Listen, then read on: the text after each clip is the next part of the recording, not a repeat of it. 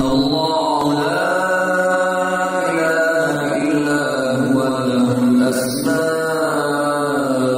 الحسنى.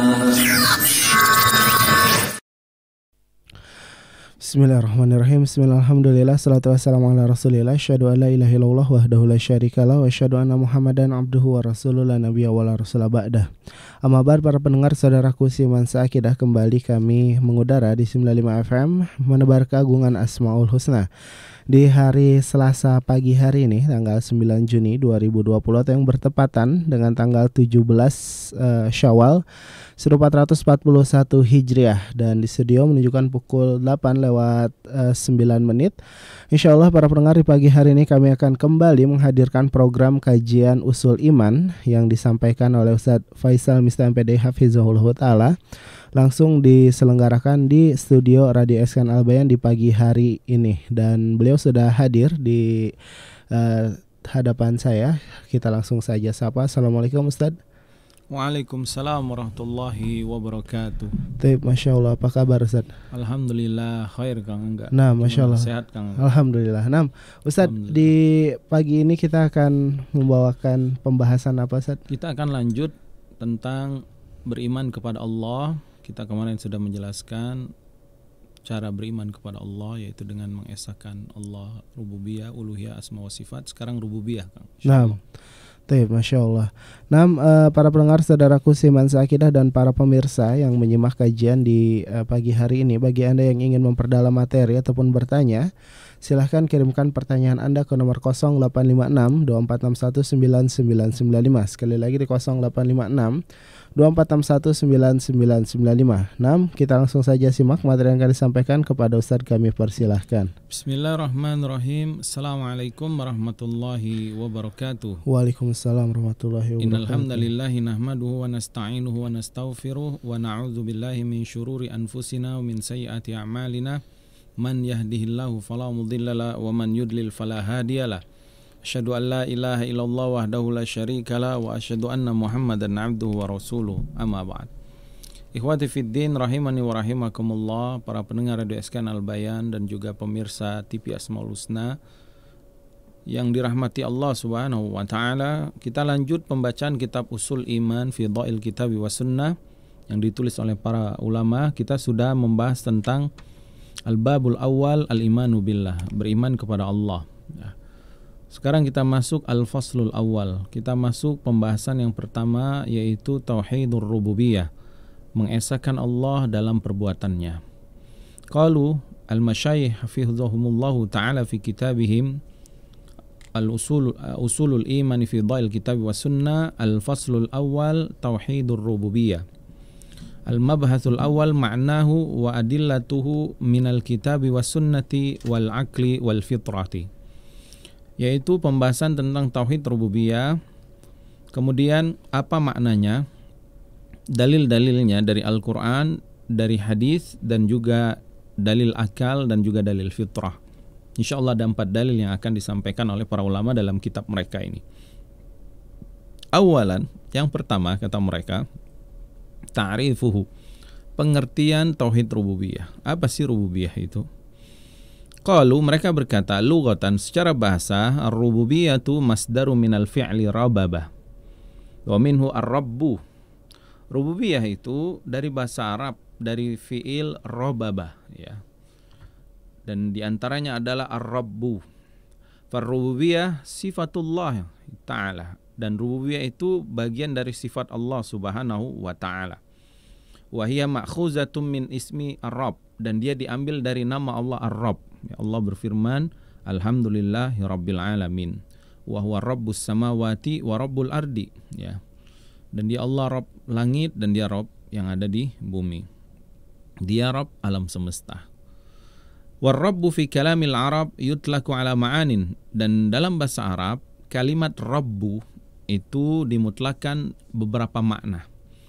Di antaranya minha al-malik, makna yang pertama adalah yang menguasai, yang memiliki. Yang kedua, wasayyidul muta', tuan yang ditaati. Yang ketiga, wal muslih, atau maknanya juga adalah yang memperbaiki. Maka ketiga makna ini semua adalah milik Allah Subhanahu wa taala. Ar-Rabbu. Sifat rububiyah artinya Allah lah pemilik, Allah penguasa, Allah juga yang ditaati oleh semua makhluknya, Allah juga yang memperbaiki semua kerusakan-kerusakan yang ditimbulkan oleh makhluknya. Kemudian amma fil istilah, adapun makna ar-rububiyah, tauhid rububiyah secara istilah, mereka berkata, fa inna tauhid ar-rububiyyati huwa ifradullahi bi af'alihi. Yang dimaksud dengan tauhid rububiyah adalah engkau mengesahkan Allah dengan Allah, mengesahkan perbuatan Allah Subhanahu wa taala. Maksudnya apa? Qalu, kata mereka, wa minha, di antara perbuatan Allah al-khalqu, mencipta. Artinya hanya Allah satu-satunya pencipta, yang lain enggak bisa mencipta. Syaitan enggak bisa mencipta. Iblis nggak bisa mencipta, malaikat nggak bisa mencipta, para nabi, para rasul tidak bisa mencipta. Ya. Kemudian ar-rizku, memberikan rezeki juga dan diantara perbuatan Allah. Artinya diantara perbuatan rububiyah Allah, maka kita esahkan. Artinya tidak ada pemberi rezeki kecuali Allah SWT. Malaikat tidak bisa memberikan rezeki. Para nabi, para rasul tidak bisa memberikan rezeki. Orang-orang soleh apalagi tidak bisa memberikan rezeki. Para wali-wali Allah, mereka tidak bisa memberikan kita rezeki. Termasuk orang tua kita, perusahaan kita, bos kita. Mereka semua bukanlah yang memberikan kita rezeki. Yang memberikan rezeki hanya Allah. Adapun mereka, orang tua, pekerjaan dan yang lain, itu hanya sebab-sebab sampainya rezeki kita. Hanya sebab, bukan sumber, bukan tempat pemberi rezeki. Kemudian diantaranya juga adalah wasyadah, ya, kepengurusan atau ketaatan, ya, kepemimpinan. Hanya Allah pemimpin kita, hanya Allah Rabb kita, raja kita. Wal in'am, yang memberikan nikmat, hanya Allah yang memberikan nikmat kepada kita. Kemudian wal milk, yang memiliki, hanya Allah yang memiliki, ya. Awal mulk, hanya Allah yang menguasai, merajai. Wa taswir, yang menggambar, yang membentuk rupa, hanya Dia, Allah Subhanahu wa taala. Wal ata wal man', dan yang memberi dan mencegah, hanya Dia satu-satunya zat yang bisa memberi dan zat yang bisa menolak, mencegah. Kemudian wan naf'u wad darru, hanya Dia, Allah Subhanahu wa taala, satu-satunya yang bisa memberikan manfaat dan hanya Allah yang bisa menolak segala bentuk mudarat, bahaya. Jadi tolak musibah, tolak bahaya, itu hanya Allah yang bisa menolak. Nabi bisa nggak menolak bahaya? Nggak bisa kalau tidak Allah izinkan. Malaikat bisa tidak menolak bahaya? Nggak bisa kalau tidak Allah izinkan. Begitu juga penghuni-penghuni gunung, penghuni laut, mereka semua tidak bisa menolak bahaya kalau tidak Allah izinkan. Kemudian wal ihya wal imata, dan juga menghidupkan dan mematikan. Hanya Dia satu-satunya zat yang bisa menghidupkan, hanya Allah yang bisa mematikan. Wat tadbir, dan juga yang mengatur alam semesta ini, hanya Allah sendiri yang mengatur alam semesta ini. Wal qada wal qadar, dan juga menetapkan qada, ya, menetapkan takdir, hanya Dia, Allah yang menetapkan takdir. Wa ghairi dzalika min af'alihi allati la syarika lahu fiha, dan perbuatan-perbuatan Allah yang lainnya yang tidak ada sekutu bagi Allah dalam hal ini. Jadi ini tauhid rububiyah. Artinya betul-betul kita esahkan perbuatan Allah SWT. Enggak boleh ada keyakinan dalam hati kita ada zat lain yang bisa memberikan bahaya atau memberikan kesialan. Ya, istilah kita, sial nih karena ini, enggak bisa. Atau keberuntungan karena benda-benda, enggak. Benda-benda itu enggak bisa memberikan keberuntungan, ya. Semuanya hakikatnya Allah SWT yang memberi keberuntungan. Hakikatnya hanya Allah yang bisa menolak musibah, menolak bencana, kemudian juga menghukum dengan musibah dan bencana. Hanya Dia, Allah Subhanahu wa taala. Tidak ada sekutu baginya. Walihada fa innal wajiba 'alal 'abdi an yu'mina bidzalika kulli. Karena itu kata para ulama, setiap mukmin, bahkan setiap hamba harus beriman tentang keyakinan ini, yaitu tentang rububiyahnya Allah ini. Jadi kita harus mengesahkan rububiyah Allah. Ya. Kita harus betul-betul mengesahkan perbuatan Allah. Kita harus betul-betul meyakini bahwasanya mencipta, memberi rezeki, menghidupkan, mematikan, menolak, menerima, menurunkan hujan, mencegah hujan, kemudian mendatangkan untung, mendatangkan kesialan, semuanya sumbernya hanya Allah yang mampu melakukan itu semua. Adapun makhluk nggak ada mampu. Mereka bisa memberikan mudarat, itu hanya sebab kalau tidak Allah izinkan, tidak akan terjadi mudarat itu. Orang menyihir kita, dia ingin mencelakai kita. Apakah dia yang memberikan kecelakaan itu? Tidak.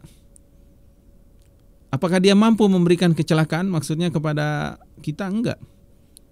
Kecuali kalau Allah izinkan ya. Karena itu ketika Allah berbicara tentang sihir, ya, Allah berfirman, "Wa ma hum bidarrina min ahadin illa biiznillah." Dan sihir-sihir itu tidak bisa memberikan mudarat kepada mereka kecuali kalau Allah izinkan. Baru orang terkena. Jadi kalau orang terkena sihir, qadarullah, sudah diizinkan Allah terkena. Berarti dia harus bertobat, dan orang yang melakukan kezaliman dia akan dihukum oleh Allah Subhanahu wa taala. Tsaniyan, yang kedua, adillatuhu, dalil-dalil tentang mengesahkan perbuatan Allah ini. Qalu, mereka berkata para ulama, yang pertama minal kitab, dalil dari Al-Qur'an. Qauluhu ta'ala, Allah berfirman dalam surat Luqman ayat 10 ayat 11. A'udzu billahi minasy syaithanir rajim. Khalaqas samawati bighairi 'amadin tarawnaha wa alqa fil ardi rawasiya an tamida bikum wa batha fiha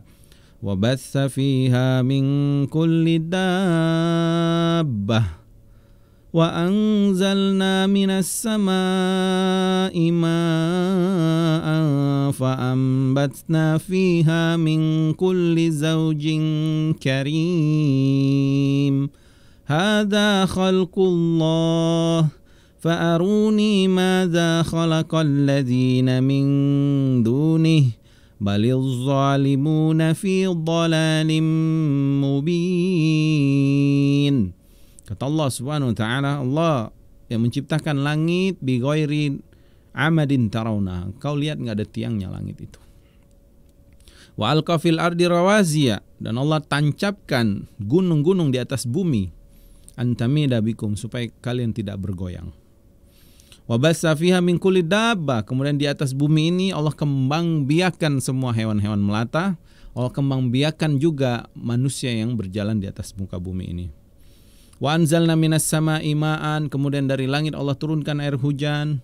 Fa ambatna fiha min kulli zawjin karim, ya, dari air hujan itu menyirami tanah, dari tanah itu tumbuhlah tumbuh-tumbuhan, kata Allah, zaujin karim, tumbuh-tumbuhan yang berpasang-pasangan yang mulia, ya, yang memberikan banyak kebaikan, ya. Tumbuh-tumbuhan itu dengan izin Allah, Allah jadikan sebagai rezeki, sebagai kelezatan nikmat bagi kita. Tumbuhlah buah-buahan, ya, sayur mayur yang kita bisa makan. Kemudian Allah katakan, hadza khalqullah. Coba kalian perhatikan, ini loh ciptaan Allah, ini yang ada, yang kita perhatikan semua ini ciptaan Allah. Udah Allah tanya kepada orang-orang yang musyrik, al-istifhamu lil inkari, dan ini pertanyaan mengingkari perbuatan kesyirikan mereka. Kata Allah Subhanahu wa taala, madza khalaqal ladzina min dunih. Coba kalian yang menyembah selain Allah, ya, yang menyembah patung, yang menyembah berhala, yang menyembah matahari, yang menyembah bulan, yang menyembah pohon, coba mana ciptaan mereka? Allah tanya, mana ciptaan mereka? Kemudian Allah berfirman, balil zalimuna fi dhalalim mubin. Orang-orang zalim tersebut, yaitu orang yang mempersekutukan Allah, mereka orang zalim. Mereka itu betul-betul, kata Allah, berada dalam kesesatan yang sangat nyata. Nah, sangat nyata. Allah yang menciptakan mereka, Allah yang menciptakan berhala mereka. Kok mereka menundukkan, merendahkan, mencintai, takut kepada berhala itu, bukannya kepada Allah. Dalam ayat lain Allah berfirman, pertanyaan ini juga pertanyaan mengingkari orang-orang musyrik. Kata Allah Subhanahu wa taala, am khuliqu min ghairi syai'in am humul khaliqun. apakah mereka itu diciptakan dari sesuatu yang tidak ada, atau mereka menciptakan diri mereka sendiri, atau mereka yang mencipta? Dan ini dua kemungkinan yang tidak mungkin. Yang pertama, kata Allah, apakah mereka diciptakan dari sesuatu yang tidak ada? Nggak mungkin. Nggak mungkin sesuatu itu mustahil dengan sendirinya ada begitu saja. Atau mereka menciptakan diri mereka sendiri, juga nggak mungkin. Dan kita tidak mengakui itu. Kita nggak ada manusia yang mengklaim saya menciptakan diri saya sendiri, nggak ada. Kecuali kita dapati di imajinasi manusia saja ya. Dan itu tidak mungkin. Ini dalil dari Al-Quran. Ini menunjukkan bahwasanya mencipta, di antara perbuatan Allah mencipta hanya Allah. Jadi hanya Allah satu-satunya zat pencipta. Kemudian yang kedua, minas sunnah, dalil dari sunnah. Marawahul imamu Ahmad wa Abu Daud min hadis Abdullah ibn Shikhir radhiyallahu ta'ala anhu marfu'an, yaitu hadis yang diriwayatkan Imam Ahmad dan Abu Daud dari hadis Abdullah bin Shikhir radhiyallahu ta'ala anhu yang marfu kepada Rasulullah SAW. Di antaranya Nabi SAW bersabda, As-Sayyidu Allahu Tabaraka wa Ta'ala, yaitu penghulu atau tuan yang maha tuan, maha pencipta, ya, maha ditakuti, ditaati, dituruti, dia hanya Allah SWT, yaitu Rabb kita Allah Azza wa Jalla.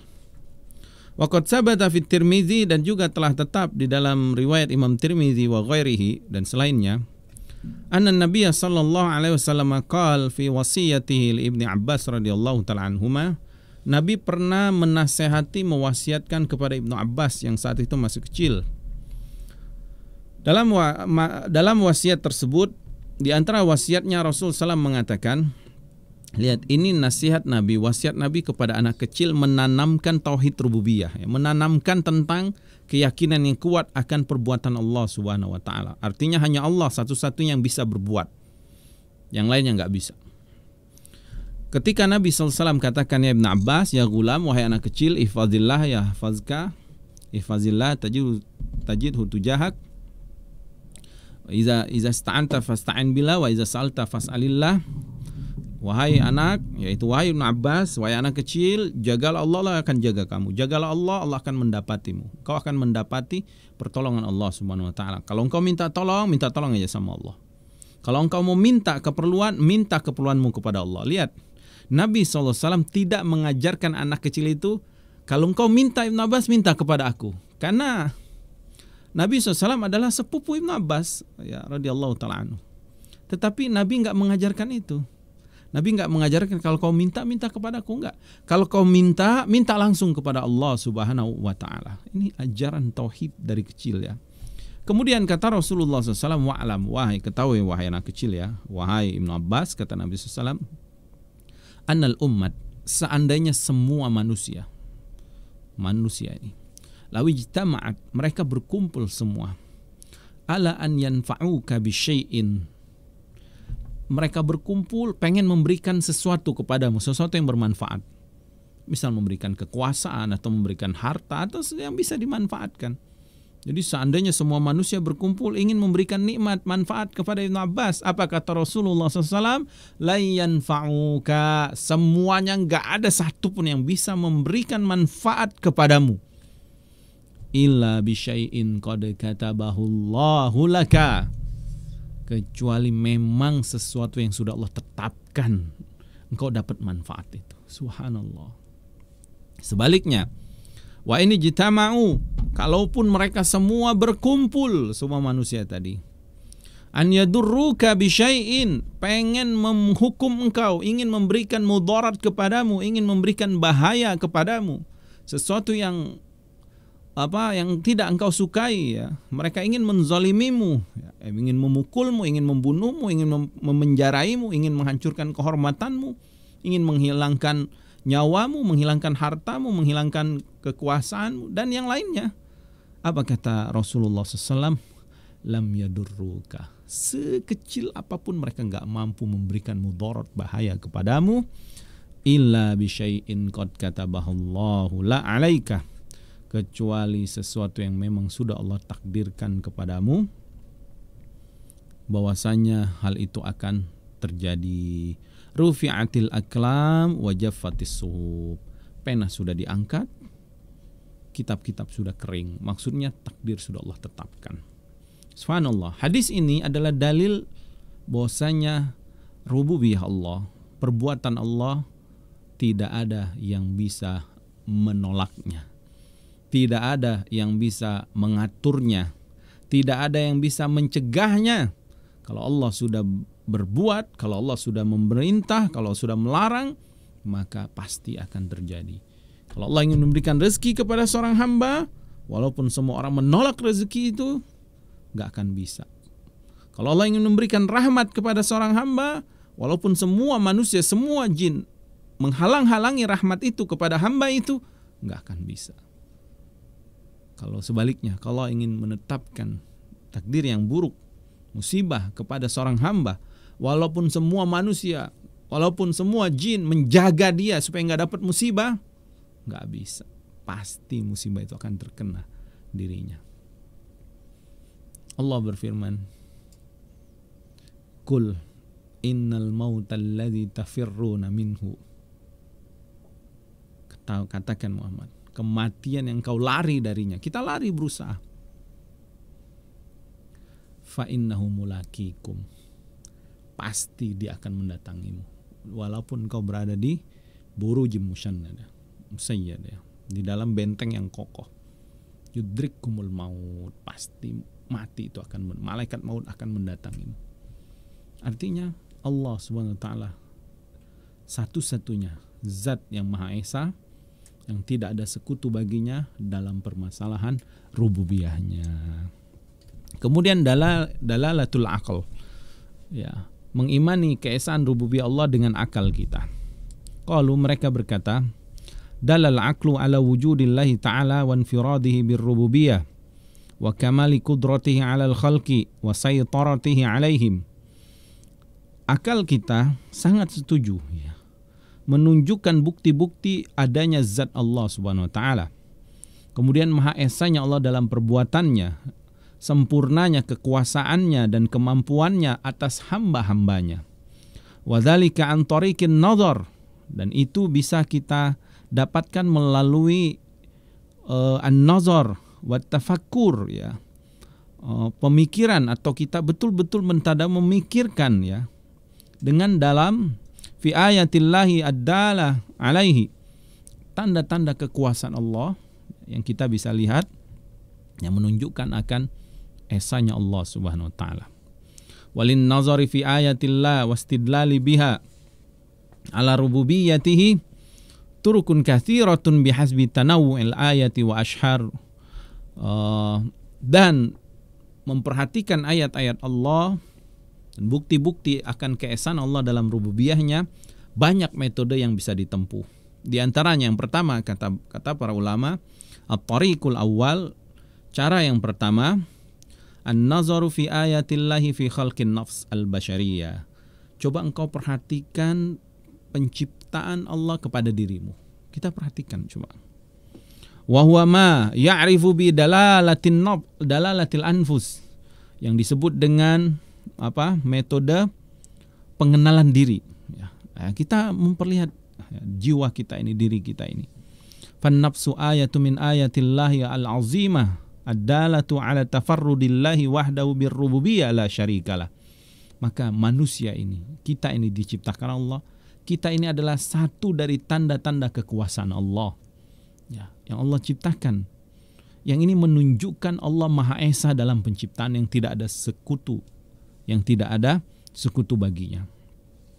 Sebagaimana Allah berfirman dalam surat Az-Zariyat, wa fi anfusikum afala tubsirun, dan pada diri kalian perhatikan, mengapa kalian tidak memperhatikannya, kata Allah Subhanahu wa taala. Kemudian Allah berfirman dalam surat Asy-Syams, wa nafsi wa ma sawwaha, dan demi jiwa manusia dan penyempurnaan ciptaannya.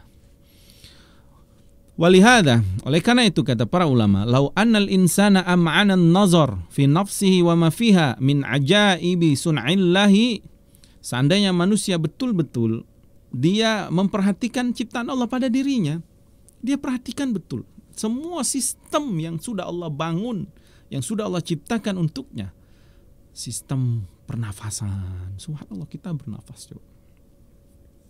Nggak pernah kita merawat paru-paru kita, nggak pernah kita meminta mengatur oksigen yang ada di alam semesta ini. Kita atur oksigen, nanti saya hari ini butuh oksigen berapa, apa ukuran oksigen itu Kang? Enggak kilogram kali atau apalah ya ukurannya, mili atau apa.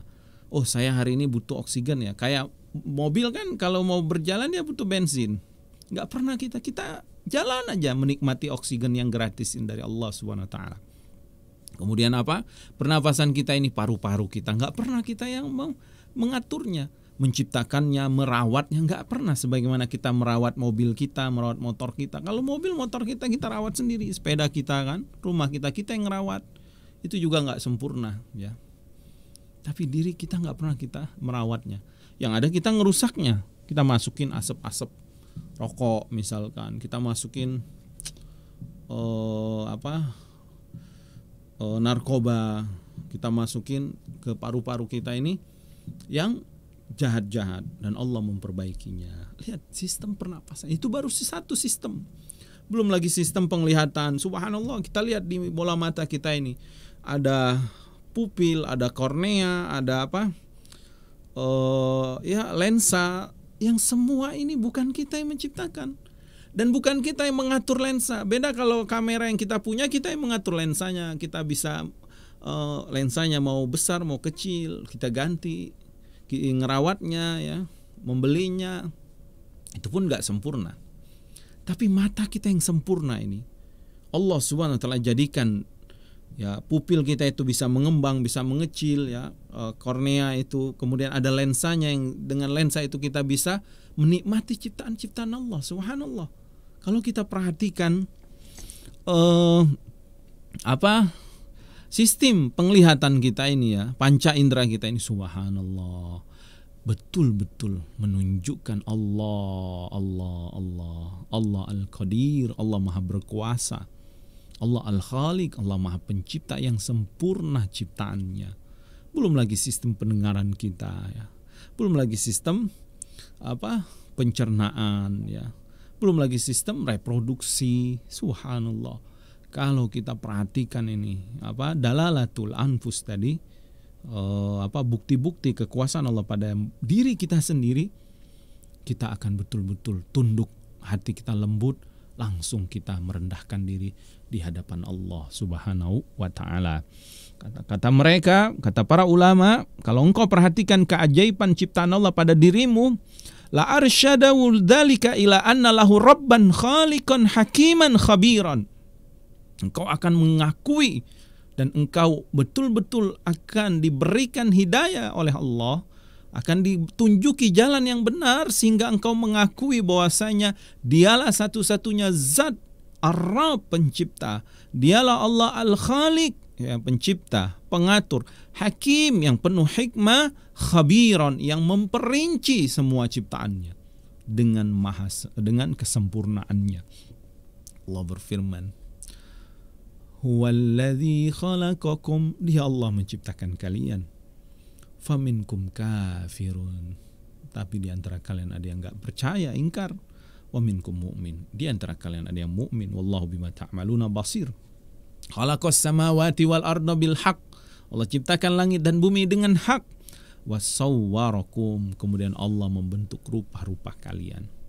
Fa ahsana suwarakum, Allah jadikan rupa kalian rupa yang paling indah, makhluk yang paling indah manusia ini. Wa ilaihil masir, dan kalian semua akan kembali kepada Allah Subhanahu wa taala.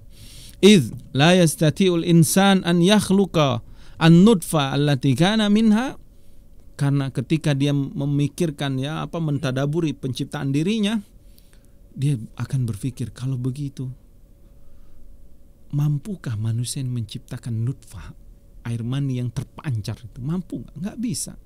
Ya kan nggak bisa kita cipta setetes air, kita ciptain, nggak bisa. Apalagi an yuhawwilaha ila alaqa, rubah ini dari setetes air ini, rubah dia jadi segumpal darah, berubah, nggak bisa. Au yuhawwilal 'alaqa ila mudghah, rubah dari segumpal darah jadi segumpal daging, nggak bisa. Au yuhawwilal mudghah idhaman, atau dari daging ini rubah dia jadi tulang. Au yaksul 'izama lahma, atau bisa nggak manusia merubah tulang itu dibungkus lagi dengan daging? Demi Allah nggak bisa, karena yang hanya mampu melakukan itu hanya Allah Subhanahu wa Ta'ala. Profesor, doktor, ahli embriologi, pokoknya dia orang yang memiliki 1000 gelar mungkin. Dari bayi, kita anggaplah dia dari bayi sampai dia tua, kerjaannya meneliti tentang kehidupan manusia misalkan, tentang kelahiran manusia, tentang bayi gitu, tentang embriologi.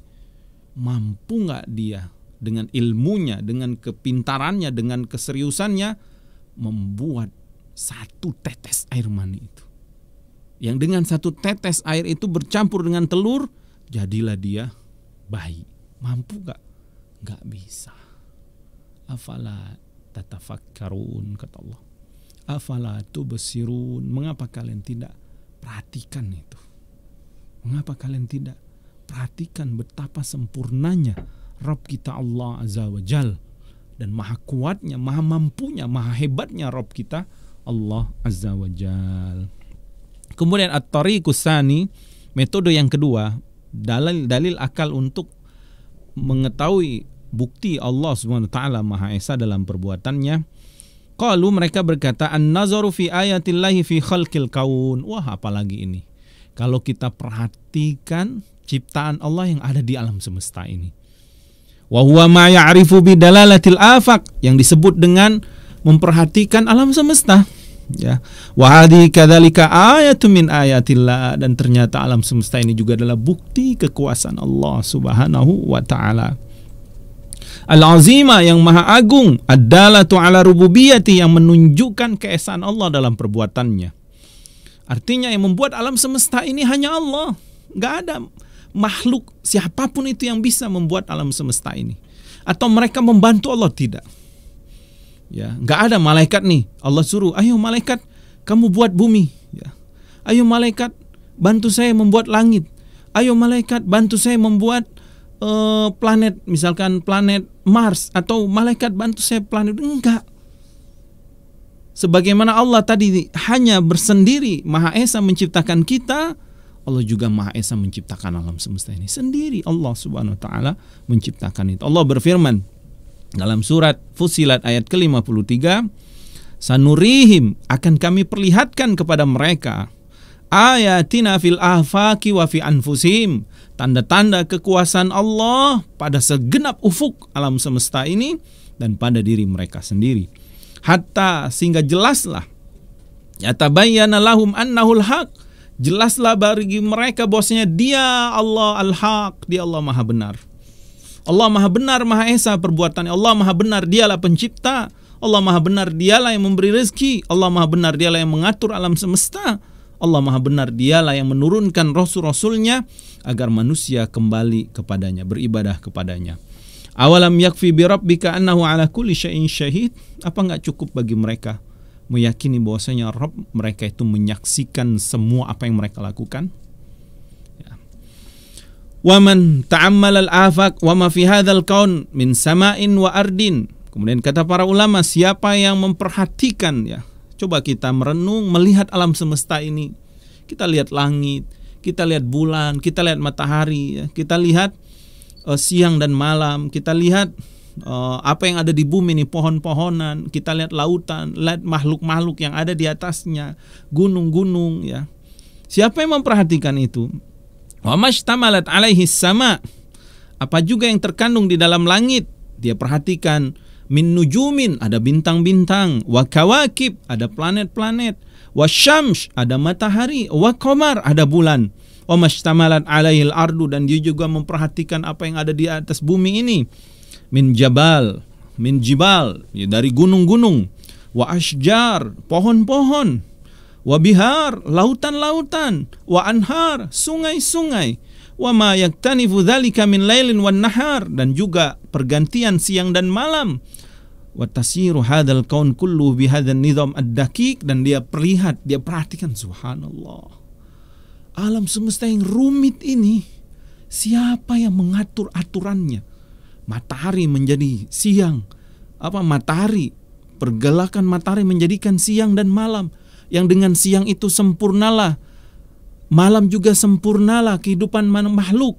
Dengan siang makhluk akhirnya ada yang mencari makan, ada juga makhluk yang istirahat. Di malam hari ada makhluk yang beristirahat, ada juga yang mencari makan. Subhanallah. Apa kata para ulama? Dallahu dzalika ala anna hunaka khaliqan li hadzal kaun. Maka dengan ini terbuktilah akal mereka akan mengakui kerumitan alam semesta yang sangat rumit ini, tapi dia sangat teratur, yang gak mungkin teratur dengan sendirinya, melainkan ada pencipta yang mengatur dan menciptanya. Allah. Dialah Allah yang mengadakan mereka semua, mudabbiran li syu'uni, yang mencipta kemudian mengatur segala urusan alam semesta ini. Wa kullama tadabbara al-aqil fi hadhihi al-makhluqat wa taghalghala fikru fi bada'il kainat alima annaha khuliqat lil haqqi wa bil haqq. Setiap akalnya memperhatikan ciptaan ini, kemudian hatinya pun membenarkan, fitrahnya membenarkan bahwasanya alam semesta ini nggak mungkin terjadi dengan sendirinya, maka setiap itu juga dia pun akhirnya mengetahui ternyata semua yang Allah ciptakan ini dengan benar dan pasti ada tujuan yang benar. Wa anna sahaifu ayatin wa kutubun barahin wa dalalat ala jami'i ma akhbara bihi Allah an nafsi wa adillatu ala wahdaniyati.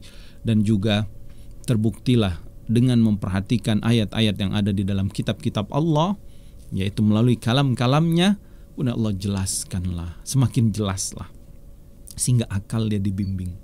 Ketika kita sedang memikirkan alam semesta, memikirkan penciptaan, memikirkan hakikat tujuan kita, lalu akal kita dibimbing oleh wahyu, subhanallah, makin yakinlah hati kita tunduk beriman kepada Allah subhanahu wa ta'ala.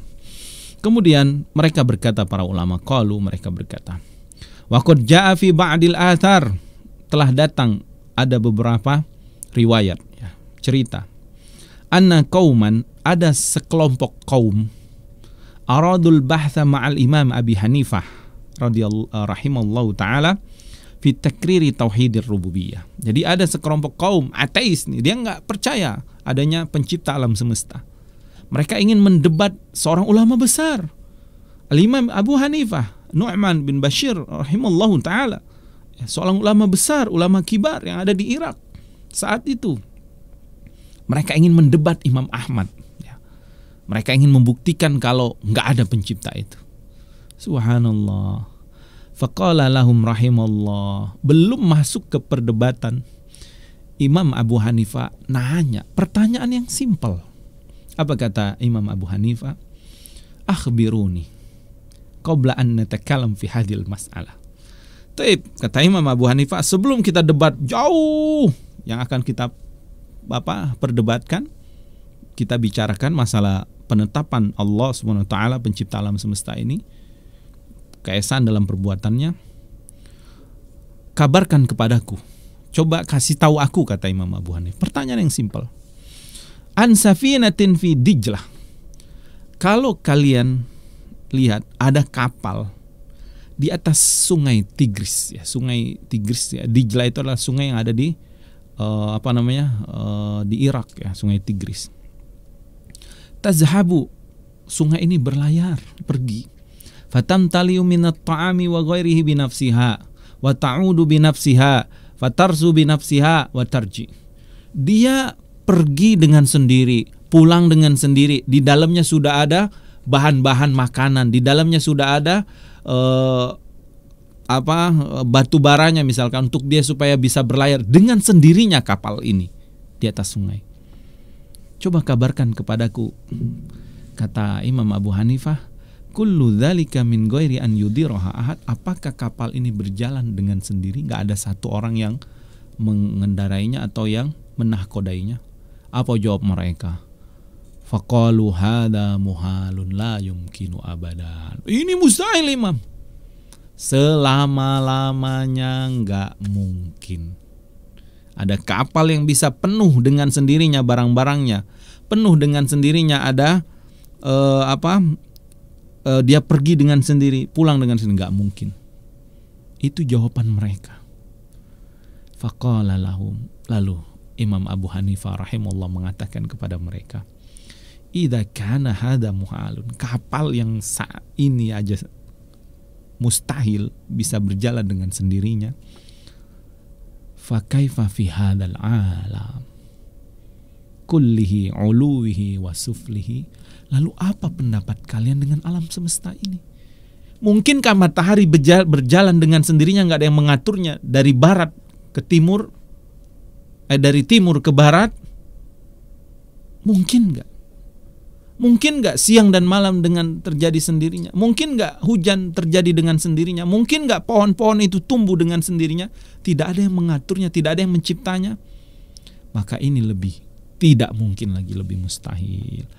Fabuhitalladzi kafar. Dan mereka semua terdiam. Mereka meyakini ternyata benarlah. Ya, mereka akhirnya nggak bisa mendebat lagi. Ya. Fanabbaha ila anna ittisaqil alam wa diqqati sun'i wa tamamu khalqi dalilun ala wahdaniyati khaliqi wa tafarrudihi. Maka jelaslah bahwasanya dengan sempurnanya sistem alam semesta ini, sistem tata surya ini, sistem kehidupan yang kita alami ini, ya, sistem matahari dan bulan, peredaran orbitnya siang dan malam, sistem tumbuh-tumbuhan, sistem peternakan, sistem sosial semua masyarakat ini nggak mungkin terjadi dengan sendirinya, melainkan ada zat yang mencipta, yang mengawasi dan yang mengaturnya. Siapa dia? Dialah Allah. Allah. Dialah Allah, Al-Khaliq, Ar-Rabbu, Al-Malik, As-Sayyid. Dialah Allah, Rabbuna Azza wa Jalla. Rububiyah Allah Subhanahu wa taala. Ikhwati fiddin rahimani wa rahimakumullah. Kita cukupkan sampai di sini pembahasan tentang makna rububiyah, baik dalil-dalil yang sudah kita sebutkan dari Al-Qur'an, dari sunnah, dari akal dan juga dari fitrah. Wallahu ta'ala alam wa sallallahu ala nabiyina Muhammad wa ala alihi wa sahbihi wasallam. Fadal Kang Angga. Ustaz, syukron wa jazakallahu khair Ustaz atas pemaparan materi yang telah disampaikan. Mudah-mudahan menjadi ilmu yang bermanfaat bagi kita semua. Para pendengar saudaraku Siman Seakidah, para pemirsa Asmaul Husna TV dimanapun Anda berada, untuk selanjutnya kami mau mengundang Anda berinteraksi bersama. Silahkan kirimkan pertanyaan Anda ke nomor 0856 2461 9995. Sekali lagi di 0856 2461 9995. Ustadz, kita bacakan atau kita angkat pertanyaan yang sudah masuk, Ustadz. Fadal Kang.